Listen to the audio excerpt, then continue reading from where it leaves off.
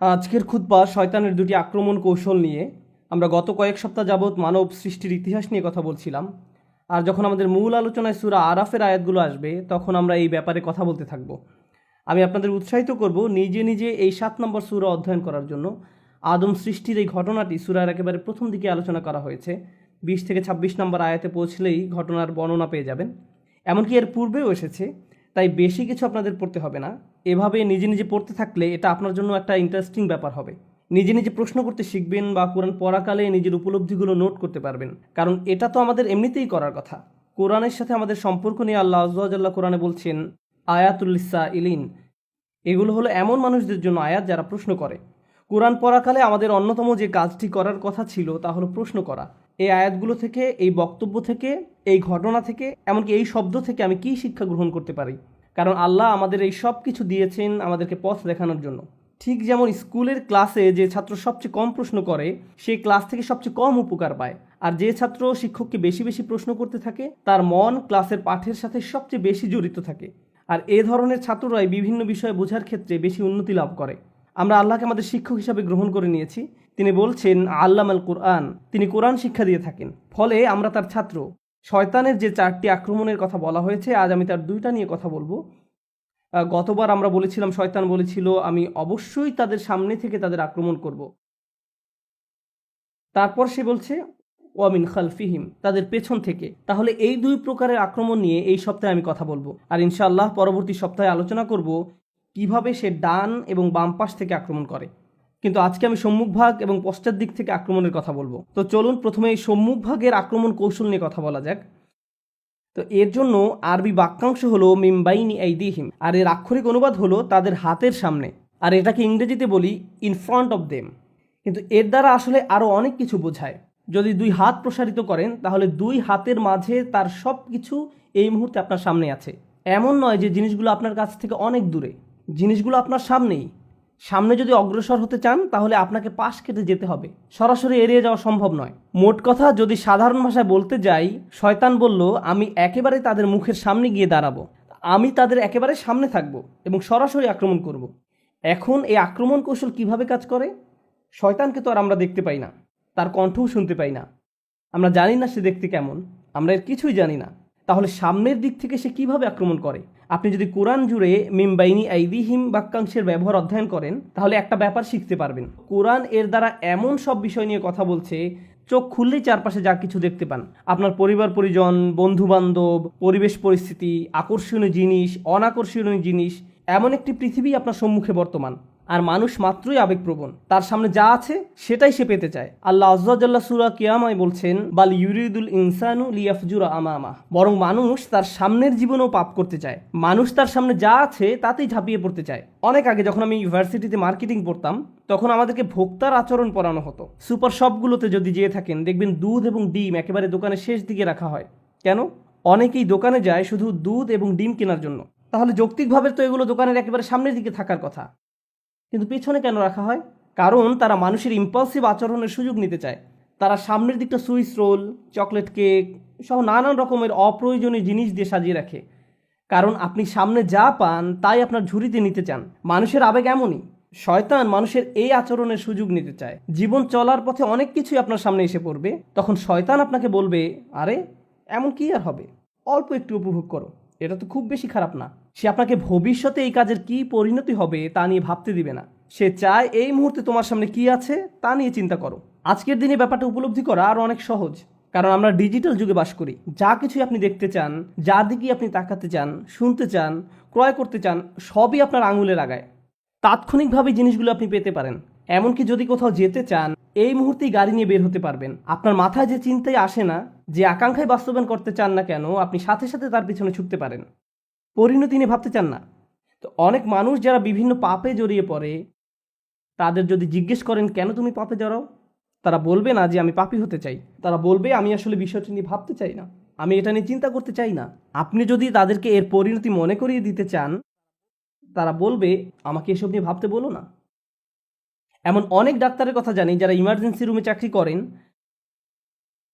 তারা শুক্রবার রাতে বহু বাজে ঘটনা দেখতে পান। মানুষ তাদের প্রাত্যহিক জীবনের সমস্যা থেকে বেরিয়ে এসে একটু মুক্তি পেতে চায়, তাই তারা শুক্রবার রাতে মদ পান করে। তারপর ইমার্জেন্সি রুমে আপনি যেসব ভয়ানক দৃশ্য দেখতে পান তার অনেকগুলো এই মদ পানের সাথে সরাসরি জড়িত। কারণ এই মানুষগুলো চিন্তা করতে চায় না যে আমার আগে বহু মানুষের জীবন নষ্ট করেছে এই মদ। না, আমি এটা নিয়ে ভাবতে চাই না, আমার ক্ষেত্রে এমনটি ঘটবে না। আমি শুধু এই মুহূর্তে মজা পেতে চাই, আমি এখন মাতাল হতে চাই, ফলাফল নিয়ে ভাবতে চাই না। আর শয়তান আপনার কাছ থেকে প্রথমে এটাই আশা করে, আপনার সামনে যা আছে তার মাঝেই ঝাঁপিয়ে পড়তে আপনাকে প্ররোচনা দিবে। এর আরেকটা অর্থ হলো বস্তুগত জিনিস। অন্য কথায় সে চায় আমরা যেন এমন সব জিনিস নিয়ে আচ্ছন্ন হয়ে পড়ি যা দৃশ্যমান। আপনি সর্বদা গাড়ি নিয়ে চিন্তা করেন, আপনার শারীরিক সৌন্দর্য নিয়ে ভাবতে থাকেন, বারবার আয়নার সামনে গিয়ে নিজেকে চেক করেন, আমাকে দেখতে কেমন দেখায়, আমাকে কেমন দেখায়, আমার ওজন কত, কোন ড্রেসে আমাকে ভালো দেখাবে, এটাতে নাকি ওটাতে। সারাক্ষণ এভাবে বস্তুগত জিনিস, দৈহিক সৌন্দর্য বা নানা রকম পণ্যদ্রব্য এগুলো নিয়ে আপনি আচ্ছন্ন থাকেন। আবার বিভিন্ন ব্র্যান্ডের জিনিস নিয়েও মানুষ আচ্ছন্ন হয়ে পড়ে, নিজের কোন জিনিসটা অন্যদের দেখাবে তা নিয়ে সারাক্ষণ ভাবতে থাকে। কেউ কেউ সুন্দর বাড়ির প্রতি আচ্ছন্ন হয়ে পড়ে, ভাই আমি ভাড়া বাসায় থাকি, যেভাবেই হোক আমাকে নিজের বাড়িতে উঠতে হবে। এটাই এখন আমার সামনে বর্তমান। প্রতিবেশীদের সুন্দর বাড়িগুলোর সামনে দিয়ে যাওয়ার সময় স্বয়ংক্রিয়ভাবে চলার গতি তার থেমে যায়, অবাক হয়ে তাকিয়ে থাকে, কল্পনার রাজ্যে হারিয়ে যায়, মনে মনে ওই বাড়িতে বাস করতে থাকেন। আর শয়তান আপনার কাছ থেকে এটাই আশা করে। সাধারণভাবে এই জিনিসগুলো কামনা করা কিন্তু খারাপ কিছু নয়। আর একটা ব্যাপার স্মরণে রাখার জন্য আপনাদের মনোযোগ আকর্ষণ করছি। সূরাতুন নাসে আল্লাহ আমাদেরকে শয়তান সম্পর্কে বলছেন, আল্লাযী ইউওয়াসউইসু ফি সুদুরিন নাস। সে মানুষের বুকের মধ্যে কুমন্ত্রণা দেয়। মানুষের আবেগ অনুভূতি প্রকাশ করতে আরবিতে সুদূর শব্দটির ব্যবহার দেখা যায়। আল্লাহ বলছেন ওয়াসফি সুদুর কওমিন মুমিনিন, এবং মুসলমানদের বুকসমূহ শান্ত করবেন। আল্লাহ বলছেন ওয়াসফি সুদুর কওমিন মুমিনিন, মুমিনদের বুকসমূহ শান্ত করবেন, অর্থাৎ অন্তরসমূহ শান্ত করবেন। এর মানে হলো আল্লাহ যখন সদর বা বুক শব্দটি ব্যবহার করেন তিনি এর দ্বারা আমাদের আবেগও বুঝিয়ে থাকেন। আমরা যে রাগ করি এটিও আমাদের বুকের অংশ, কান্না বুকের অংশ, ভালোবাসা বুকের অংশ, লোভ বুকের অংশ। এভাবে আপনি আমি যত রকমের অনুভূতির অভিজ্ঞতা লাভ করি এর সবগুলোই বুকের অংশ। যখন আমরা অন্য কিছুর প্রতি আকৃষ্ট হয়ে পড়ি এটাও আমাদের বুকের অংশ। যখন আমরা কুৎসিত কোনো কিছু থেকে মুখ ঘুরিয়ে ফেলি সেটাও আমাদের বুকের অংশ। অলসতা বুকের অংশ, উৎসাহ উদ্দীপনাও আমাদের বুক থেকে আসে। এর দ্বারা এটাও বোঝায় যে আমাদের ভেতরে আল্লাহ যত রকমের আবেগ অনুভূতি দান করেছেন, রাগ, ভয়, সুখ, এই অনুভূতিগুলোই আমাদের সংজ্ঞায়িত করে। এগুলো সবই প্রকৃতিগত এবং শয়তান এগুলোর সুযোগ গ্রহণ করে। সে আপনার রাগ হওয়ার অনুভূতিকে ব্যবহার করে আপনাকে কষ্ট দিবে, সে আপনার সুখ অনুভূতিকে ব্যবহার করবে আপনাকে পথভ্রষ্ট করার জন্য, সে আপনার অলসতাকেও আপনার বিরুদ্ধে ব্যবহার করবে, আপনার দুঃখের অনুভূতির মাধ্যমে আপনাকে পথভ্রষ্ট করতে চাইবে। কিন্তু সে জানে কিভাবে আপনাকে প্রভাবিত করতে হয়, কিভাবে আপনাকে দিয়ে এমন কিছু অনুভব করাতে হয় যা আপনার অনুভব করার কথা নয়, এবং কিভাবে অতিরিক্ত মাত্রায় তা করতে হয়। এটা সত্য যে সবাই সুন্দর কিছুর প্রতি আকৃষ্ট হয়, কে সুন্দর বাড়িতে বাস করতে চায় না। প্রকৃতপক্ষে আল্লাহ আমাদেরকে জান্নাতে বড় বড় ম্যানশন দেওয়ার কথা বলছেন, সুন্দর সুন্দর বাগান দেওয়ার কথা বলেছেন, ঝর্ণার কথা বলেছেন। আমরা এই দুনিয়াতে যদি এগুলোর প্রতি আকৃষ্ট না হতাম তাহলে পরকালেরগুলোর জন্য আমরা আকৃষ্ট হব কেন? দুনিয়াতে এগুলোর প্রতি আকর্ষণ থাকার কারণেই তো জান্নাতকে এতটা আবেদনময়ী মনে হয়। তাই সুন্দর জিনিসের প্রতি আকৃষ্ট হওয়া আমাদের প্রকৃতিগত। শয়তান কি করতে চায়? শয়তান এই অনুভূতির ভারসাম্য নষ্ট করতে চায়। আমি অমুক জিনিসটি পাওয়ার জন্য যা যা করার সবই করব, আমি এর পরিণতি নিয়ে ভাবতে চাই না, এটা আমার সামনে, আমি এখনই এটা চাই। এর বিপরীতে আল্লাহ কি অফার করছেন তা ভালোভাবে বোঝার জন্য আপনাদের নিকট একটা উপমা উপস্থাপন করতে চাই। কেউ যদি আপনার কাছে এসে এভাবে প্রস্তাব দেয়, দেখো আমার কাছে একটা বাড়ি আছে, এই হলো তার ছবি, খুবই সুন্দর ম্যানশন, এর সামনে সমুদ্র সৈকত আছে, এটি একটি টিলার উপরে অবস্থিত, বাড়ির সামনের দৃশ্য অসাধারণ সুন্দর, ভেতরের ডিজাইনও তুমি যেমন চাও ঠিক সেই রকম, তুমি যা চাইতে তার সবই এই বাড়িতে আছে, এই বাড়ির দাম কয়েক মিলিয়ন ডলার, কিন্তু আমি তোমার কাছে এটি মাত্র $200 বিক্রি করব। তো প্রথমত আপনি এটি বিশ্বাস করবেন না, না আপনি এটি আমার কাছে $200 বিক্রি করবেন না। এরপর সে তার প্রস্তাবটি বিস্তারিত ব্যাখ্যা করে বলল, দেখো আমি গ্যারান্টি দিচ্ছি আমি তোমার কাছে এটি $200 বিক্রি করব, কিন্তু একমাত্র শর্ত হলো ঠিক 15 বছর পরে তোমার নিকট এটি হস্তান্তর করা হবে, তুমি এখন এটির দখল পাবে না। $200 কিন্তু তোমাকে এখনই দিতে হবে, বাড়ির মালিকানা পাবে 15 বছর পর। এই কথা শোনার পর আপনি কোনোভাবেই এই প্রস্তাবে আর রাজি হবেন না, আপনার কাছে মনে হবে এটি একটা প্রতারণা। আল্লাহ আমাদেরকে ঠিক এরকমই একটি প্রস্তাব দিচ্ছেন, এই হলো জান্নাত, এতে যেতে বেশি কিছুর দরকার নেই, আমি তোমাদের কাছে অনেক কিছু চাচ্ছি না, কিন্তু তোমরা এখন যেতে পারবে না। বিপরীতে শয়তান এসে বলে, আমি তোমাদেরকে জান্নাত দিতে পারবো না, আমি তোমাকে এর চেয়ে অনেক কম দিব, কিন্তু ব্যাপারটা হলো আমি তোমাকে এই মুহূর্তে দিব, জাস্ট এখনই এই আনন্দ নিয়ে নাও, এটি অনেক সহজ, আমাকে তোমার কিছুই দিতে হবে না। এভাবে সে তাৎক্ষণিক ভোগের প্রস্তাব দেয়। আপনাদের মধ্যে যারা ব্যবসা করেন তাদের উদ্দেশ্যে বলছি, কেউ এসে যদি আপনাকে বলে আমি তোমার থেকে এই মালামাল কিনতে চাই কিন্তু আমি পরের মাসে টাকা দিব, ঠিক তখন অন্য একজন এসে বলল আমিও তোমার এই মালামাল কিনতে চাই আর আমি তোমাকে এখনই সব টাকা নগদ দিব, আমাকে 10% ডিসকাউন্ট দাও, নগদ প্রস্তাবেই রাজি হবেন। আমি টাকার জন্য আরও 1 মাস অপেক্ষা করতে চাই না। মানুষ তুহিব্বুনাল আজিলাহ, তড়িৎ পাওয়া যায় এমন জিনিসকে ভালোবাসে। শয়তান এর সুযোগ গ্রহণ করে, সে আপনাকে উত্তেজিত করে তুলবে। তোমাকে অপেক্ষা করতে হবে কেন, তোমাকে কেন ধৈর্য ধরতে হবে, তুমি যদি চাও এখনই জিনিসটা পেতে পারো, তুমি কি সুখ পেতে চাও না? সে এভাবে আপনার সামনে এসে দাঁড়াবে। আপনি তখন আকাঙ্ক্ষিত বস্তুটি ছাড়া আর সামনে কিছুই দেখতে পান না।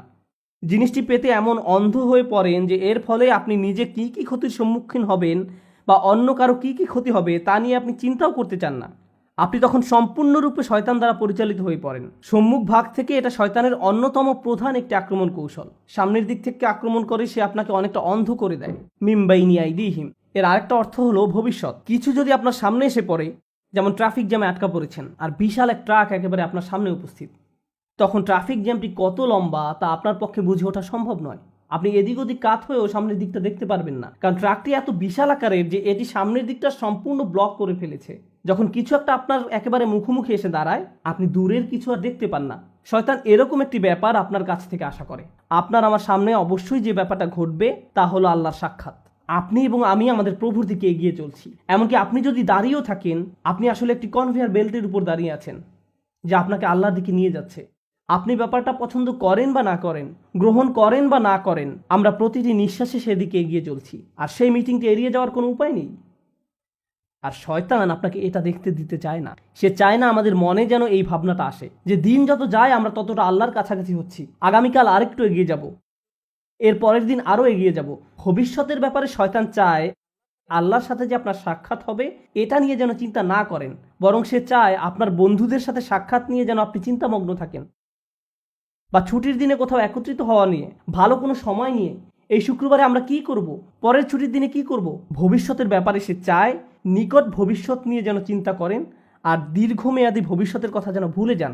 অনেকের কাছে দীর্ঘমেয়াদী চিন্তাটা এরকম যে আমি তো দীর্ঘমেয়াদী চিন্তা করছি, আমি চিন্তা করছি কিভাবে একটি বাড়ির মালিক হওয়া যায়, অথবা চিন্তা করছি কোন শহরে বসতি করব, বা আমি ভবিষ্যৎ শিক্ষা নিয়ে চিন্তা করছি।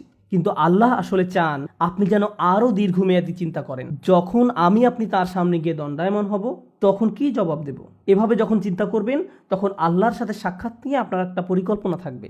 ঠিক যেমন তরুণরা ভার্সিটিতে ভর্তি হওয়ার পর তাদের একটা প্ল্যান থাকে 3 বা 4 বছরের মাঝে গ্রাজুয়েট হওয়া। এই প্ল্যান থাকার ফলে আপনি তখন অনেক সাবধানতার সাথে বিভিন্ন কোর্স নেবেন।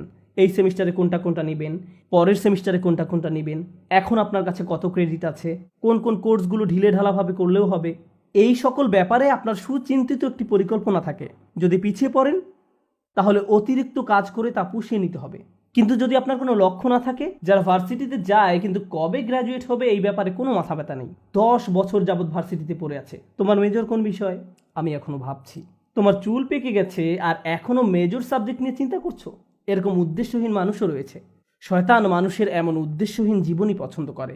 সে চায় আপনি যেন উদ্দেশ্যহীন জীবনযাপন করেন। আর যে লক্ষ্যটি আল্লাহ আমাদের সামনে ঠিক করে রেখেছেন তা হলো তার সাথে সাক্ষাৎ। যদি এই লক্ষ্যটি আপনার সামনে থাকে তাহলে জীবনে যে কোনো সিদ্ধান্ত নেওয়ার সময় আপনি চিন্তা করবেন, যখন আমি আল্লাহর সাথে সাক্ষাৎ করব, পরবর্তী সিদ্ধান্তটি নেওয়ার পূর্বে আমাকে আল্লাহর জিজ্ঞাসাকে, আল্লাহর সাক্ষাৎকে সবসময় বিবেচনায় রাখতে হবে। কিন্তু শয়তান যদি এই লক্ষ্যটি দূর করে দিতে পারে তাহলে আমার মাথায় এই চিন্তাটি আসেও না, আমরা তখন যা ইচ্ছা তাই করি। আল্লাহর চিন্তা আমাদের মাথা থেকে দূর হয়ে গেছে, কারণ শয়তান আপনার সামনে একটি আবরণ তৈরি করে দিয়েছে। ফলে আপনি আপনার সামনের অবশ্যম্ভাবী গন্তব্যের ব্যাপারে অন্ধ হয়ে পড়েছেন। শয়তান চায় আপনি যেন ভবিষ্যৎ নিয়ে উদ্বিগ্ন থাকেন, সার্বক্ষণিক উদ্বেগ যেন আপনাকে তাড়া করে ফিরে। আমার ছেলে কি করবে, সে কি অবাধ্য হয়ে পড়বে, আমার মেয়ে কি করবে, আমার স্বামী কি করবে, আমার স্ত্রী কি করবে। আপনি এভাবে অন্যদের নিয়ে সবসময় উদ্বিগ্ন থাকেন, তারা কি করবে, যেন তাদের দায়িত্ব আপনার উপর বা আপনি তাদের নিয়ন্ত্রণ করেন। আমরা নিজেদেরকে ভালোভাবে নিয়ন্ত্রণ করতে পারি না, অথচ মনে করি যেন আশপাশের সব কিছুই আমরা নিয়ন্ত্রণ করতে পারবো, তাদের ভবিষ্যৎ কি হবে তাও নিয়ন্ত্রণ করতে পারবো। আপনি এমন অনেক মায়ের সন্ধান পাবেন দুশ্চিন্তা একেবারে মরে যাচ্ছেন যে আমার মেয়ের কেন বাচ্চা হচ্ছে না, তার কখন বাচ্চা হবে, সে তাকে ফোন করে এভাবে, আল্লাহ চায় তোমার জন্য একটি বাচ্চা হয়। আল্লাহ তার জন্য সন্তান চায় না, আপনি চাচ্ছেন। আমি জানি না আপনি আল্লাহর কাছ থেকে কোনো ইমেল পেয়েছেন কিনা যে তাকে এভাবে বলছেন। এভাবে চরম আকাঙ্ক্ষিত পার্থিব জিনিসটি আপনার অন্তরে সবসময় জায়গা দখল করে রাখে। ফলে ভবিষ্যতের চিন্তা বলতে শুধু এটাই বুঝেন আমার অমুক জিনিসটি নেই, আমার তো এটা নেই, আমার এটার জন্য অপেক্ষা করছি, আমি জানি না কেন এটা পাচ্ছি না। জিনিসটি পাওয়ার জন্য এভাবে আপনি সম্পূর্ণ আচ্ছন্ন হয়ে পড়েন, পুরোপুরি ব্যাকুল হয়ে পড়েন। শয়তান চায় এভাবে সম্পূর্ণভাবে যেন আপনি আচ্ছন্ন হয়ে পড়েন। কারণ যদি এমনটা করেন, প্রথমত আল্লাহ আপনাকে যা দিয়েছেন তাতে সুখী থাকবেন না, দ্বিতীয়ত সহজেই ভুলে যাবেন যে যিনি সব কিছু নিয়ন্ত্রক তিনি হলেন আল্লাহ। আমি আসলে আমার সন্তানদের নিয়ন্ত্রণ করি না। একটি নির্দিষ্ট বয়সে পৌঁছানোর পর তারা যা কিছু করে তা তাদের এবং আল্লাহর মাঝে। সর্বোচ্চ আমি যা করতে পারি তা হলো উপদেশ দেয়া। তাদের সিদ্ধান্ত একান্তই তাদের। যদি আমাদের রাসূলুল্লাহ সাল্লাল্লাহু আলাইহি সাল্লাম তার নিজ কন্যা ফাতেমার দিকে ফিরে বলতে পারেন, হে মুহাম্মাদের মেয়ে ফাতিমা, আল্লাহকে ভয় করো, আমি তোমাকে আল্লাহ তাআলার পাকড়াও হতে রক্ষা করতে পারবো না, তোমাকে সাহায্য করার মতো কোনো সামর্থ্য আমার থাকবে না, তিনি এটাই তার নিজের মেয়েকে বলেছেন, তাহলে আমরা কিভাবে মনে করি যে আমরা অন্যদের নিয়ন্ত্রণ করতে পারবো? এমনকি আমাদের পরিবারের মধ্যেও শয়তান চায় আমরা যেন মনে করি আমরা হলাম নিয়ন্ত্রক। কিন্তু বিষয়টা আসলে আল্লাহর অধিকারে। সে আমাদের মনকে এভাবে সম্পূর্ণ আচ্ছন্ন করে ফেলে। আর অবশ্যই মানুষকে নিয়ন্ত্রণ করতে গেলে হিতে বিপরীত হয়। মানুষকে নিয়ন্ত্রণ করা যায় না, আসলেই যায় না, আসলেই যায় না। আর যখন নিয়ন্ত্রণ করতে গিয়ে ব্যর্থ হন, তখন আরও বেশি উদ্বিগ্ন হয়ে পড়েন, আপনি ক্রমাগত নেতিবাচক হয়ে পড়েন। আর আপনি যখন সম্পূর্ণ নেতিবাচক হয়ে পড়েন, তখন আপনার পক্ষে কৃতজ্ঞ হওয়া অসম্ভব হয়ে পড়ে। খেয়াল করে দেখুন আয়াতটি কিভাবে শেষ হয়েছে। আপনি তাদের অধিকাংশকেই কৃতজ্ঞ পাবেন না।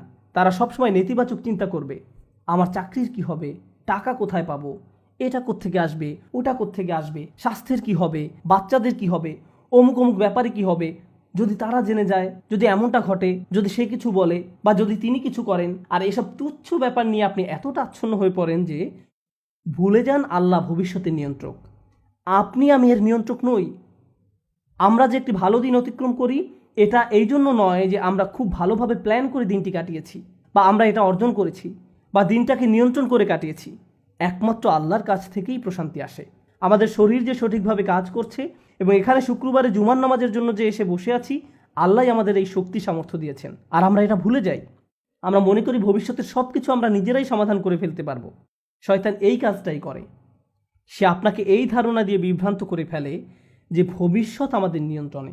শয়তানের আরও একটি বড় অস্ত্র হলো ভবিষ্যৎ সম্পর্কে আপনাকে হতাশ করে দেয়া। আরে কোনো কিছুতেই কাজ হবে না, পূর্বের কোনো পরিকল্পনাই তো কাজে আসেনি, তুমি সব সময় ব্যর্থ হবে, তোমার কপালে শুধু ব্যর্থতাই আছে। এভাবে নিজের সম্পর্কে এত হতাশ এবং নেতিবাচক হয়ে পড়েন যে আপনি শুধু নিজের সম্পর্কে হতাশাজনক মনোভাব পোষণ করেন না, বরং এই হতাশা সংক্রামক হয়ে পড়ে। যেমন কেউ যদি পরীক্ষায় পাশ করে আসে, আপনি হয়তো তখন বলে বসেন, পাশ করলে কি হবে, চাকরি পাবে না, পারিবারিক ঐতিহ্য, কী বা করার আছে। এটা শয়তানের দুঃখবাদ বা হতাশার একটা অংশ। সে আপনার কাছ থেকে এটাই আশা করে। কারণ কেউ যদি সবসময় এভাবে